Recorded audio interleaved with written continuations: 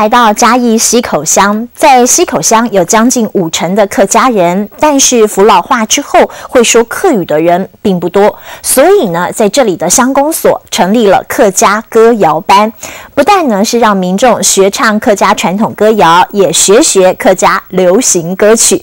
现在啊，大家的这个客家话越来越流利，连对客语一窍不通的闽南人也都来学。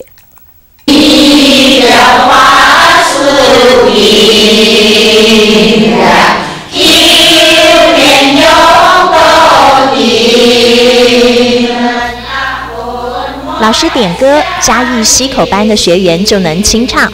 不过其实这里有一半是闽南人，但就爱来这里学唱客家歌，体验不同的文化。感觉讲，还不错哦。其实多学一种语言，我感觉对我来讲嘛是最好呀。不会讲客家话，看不懂国字，但这80几岁的老奶奶一样也能哼哼唱唱。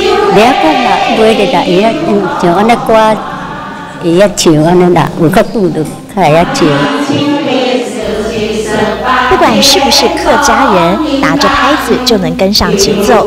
因为老师于秀如为了让大家把客家歌记得牢牢的，还设计了动作，让大家能唱也能跳。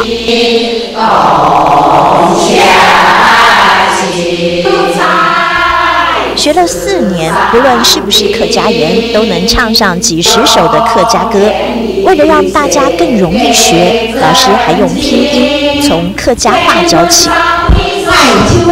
就是我就是什么呢？17、18唱着就是天早就是唱着。一字一句，从简单的生活用语开始，再教大家融入歌词情境，让客家人也能慢慢找回用客语对话的童年记忆。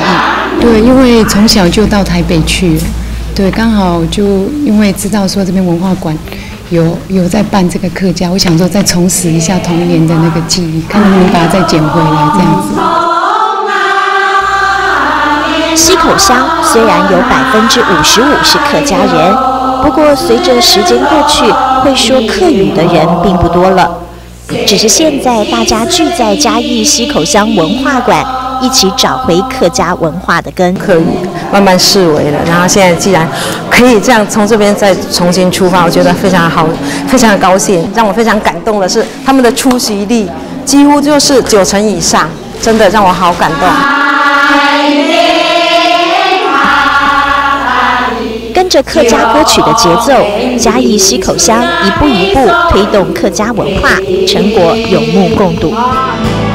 溪口的一角，婆婆妈妈开口哼唱，简单的拼音跨越母语的樊篱，当被遗忘的语调随着音符再度鲜活，属于客家的美也继续蔓延感动时刻。